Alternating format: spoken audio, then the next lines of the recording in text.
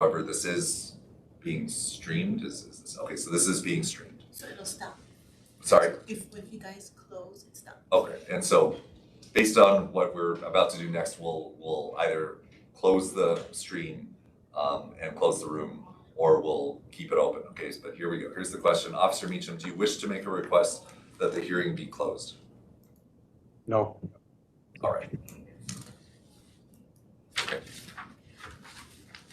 Okay, Officer Mecham, before we hear any testimony, would you like to make an opening statement for us?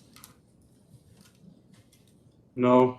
I believe any statement I've already made is in writing.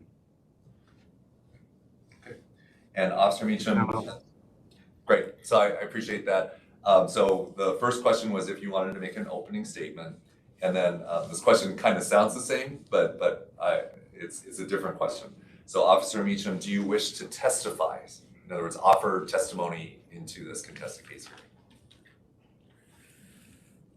No. I believe what testimony I already have offered is, again, written in my statements that I have offered already. Thank you. Do you have any other witnesses to testify on your behalf?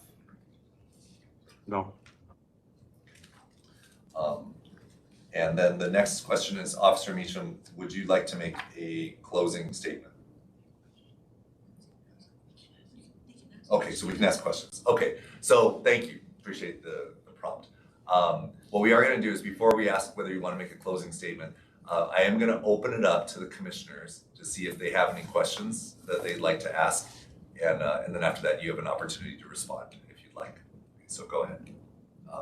Are there any questions from the commissioners? I do have, Okay, I have questions. Aloha, Mr. Mecham. Thanks for joining us today. I just wanted to preface my questions with, since the decision on Kealoha, we're trying to ascertain what in the scope of an officer's duty is. So prior to that, it was sort of pro forma, that as long as the officer was performing actions that he would perform as part of his duty, then it was considered in the scope of his duty. The Louis Kealoha case changed that a little bit. So my question today, have nothing to do with what the allegations against you are. It's just a question of, were you performing acts in the scope of your duty at the time? And so when I read through the materials, what I was struck by was it didn't look as though you had been dispatched to the scene. It does appear that you had searched somebody who had already been searched and was handcuffed. So I'm wondering if you can explain to me why you arrived on the scene and how that was, how you consider that performance in the scope of your duty as a police officer. I don't need to be personally dispatched to a scene. When the call comes over the radio that the vehicle has been confirmed stolen, I'm automatically inclined to respond to the scene in support. Now, upon arrival to the scene, to my knowledge, none of the suspects in handcuffs had been pronounced or told that they were arrested, only that they were detained. My actions were conducted on the basis of a preliminary pat-down. Sanctioned in Terry versus Ohio. I just wanted to make sure, in my good faith, that there were no weapons, that all the officers and even the suspects in detention were going to be safe during that investigation. I did not open any closed containers. I did not open any pockets. My actions were simply just a preliminary pat down, like I said, as sanctioned versus Terry versus Ohio. Okay, so the people were already, though, handcuffed and sitting on the curb. So you didn't assume that they'd already been patted down? You know, I don't, with things like that, in the severity of the scene or the potential danger, I don't just assume that things have been done. I take it upon myself an initiative to do what I can to make the scene safe for myself and my partners, as well as the people under investigation or detained. So, I mean, if that was, you know, I acted in good faith. It's,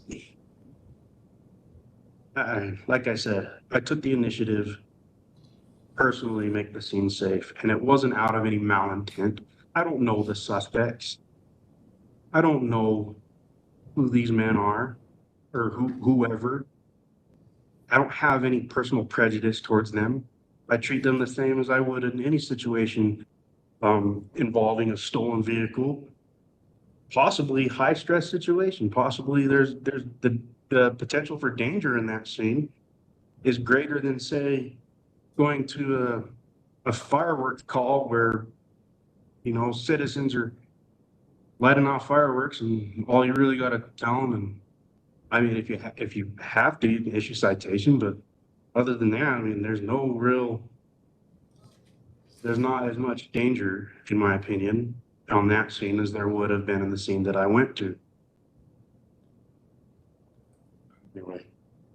So that's part of the scope of the officer's duty, you're saying, is to make sure that you assist, make sure the scene is safe, and so on and so forth. Yes, and like I say, it's my duty. Their lives, them being in handcuffs and being detained, their lives are in my hands. If one of them was to pull a weapon and start shooting, and one of those bullets actually hits one of his friends or something, one of the other suspects, I'm actually responsible for that because I didn't make sure that that scene was safe. Okay, thank you. All right, any other questions from the commissioners? Okay, thank you for your response to the questions. Is there any other statement you want to make, like a closing statement or anything else? No. Okay, I'm just gonna go through a quick checklist.